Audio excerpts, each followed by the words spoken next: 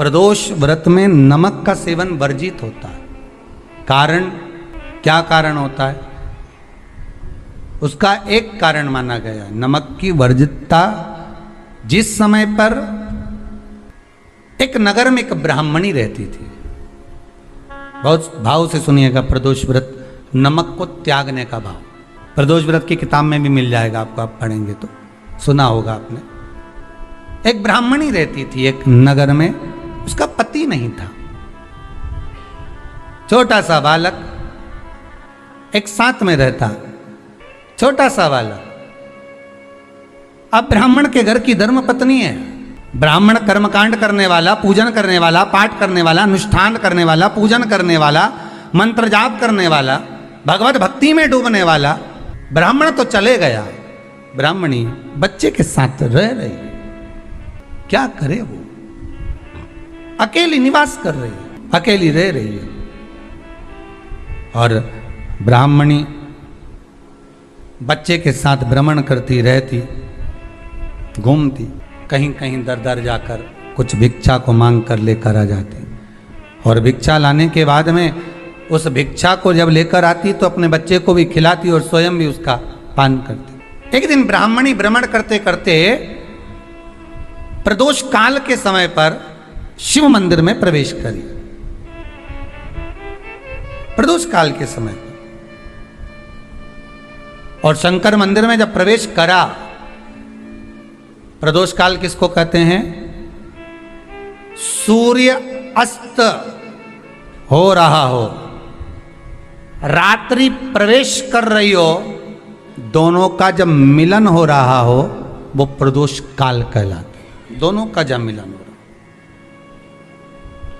सूर्यास्त हो रहा हो, रात्रि अपना चरण बढ़ाने के लिए आगे बढ़ रही हो, और दोनों का जब मिलन हो रहा है वो प्रदोष काल है, वो प्रदोष का समय है।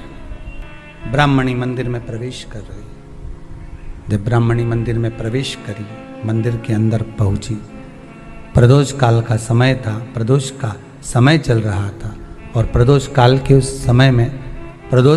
उस समय में जब ब्राह्मणी ने देखा कि कोई भगवान की भक्ति में लगा हुआ है, भगवान के रस तत्व में डूबा हुआ है। आज ब्राह्मणी के पास में कुछ पदार्थ नहीं है, अपने बच्चे का पेट भरने के लिए कुछ सामग्री नहीं है, और कुछ आस लेके वो प्रवेश करी है, कुछ आस लेकर वो अंदर प्रवेश कर जाती है।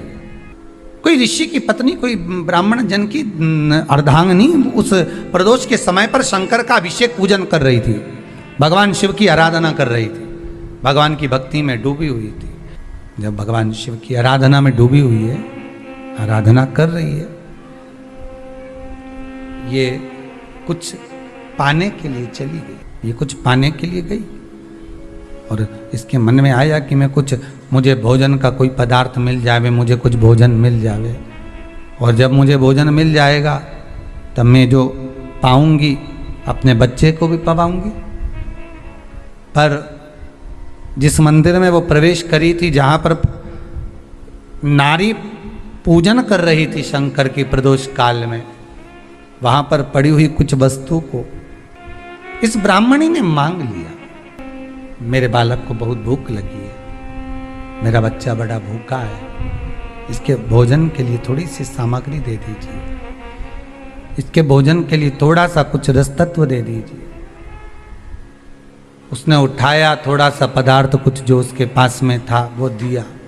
जब दिया तो देने के बाद जब उसे प्राप्त हुआ, और होने के बाद में जब वो मिल गया उसको, तो उसने उस समय पर उस पदार्थ को जैसे ही मुख में लिया, लेते ही कहा, इसमें तो स्वाद नहीं है, इसमें स्वाद नहीं है।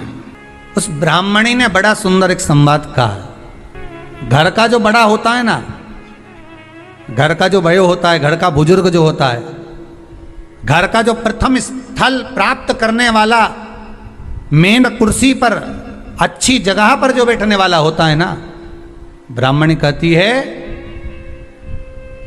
वो कभी किसी वस्तु में ऐब नहीं देखता, मिनक नहीं निकालता। समाज के अन्नकूट होते हैं, समाज के जब अन्नकूट होते हैं महाराज, समाज के जब अन्नकूट होते हैं, बड़ी बड़ी समाजों में जब कार्तिक महीने में अन्नकूट महोत्सव होते हैं, बहुत सारा प्रसाद बनता है। जो बुजुर्ग होते हैं ना, बड़े समझदार लोग होते हैं ना, तो अन्नकूट की जब प्रसाद खाने बैठते हैं ना, उसमें नमक नहीं भी होता ना तो नहीं बोलते कि इसमें नमक नहीं है। पर जो हमने डोनेशन दिया है, जब तुम आए थे समाज वाले तो हमने 1000 का लिफाफा दिया, 500 का लिफाफा दिया, 2000 का लिफाफा दिया और भोजन ऐसा बनवाया। एक व्यक्ति वो जो खाकर चुपचाप चले गया और एक व्यक्ति वो जिसने प्रसाद पर उंगली उठाई। इन दोनों को अन्नकूट की तारीख पे इनका नाम लिख लो और अगला अन्नकूट आए तब दोनों की दशा देखना।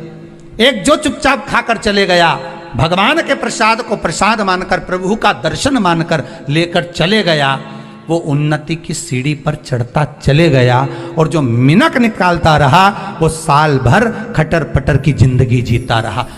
भगवान के प्रसाद में कभी भी ध्यान रखिएगा, भगवान के प्रसाद के अंतर्गत स्वाद की कोई मूलता नहीं होती। भगवान का प्रसाद स्वयं स्वाद है।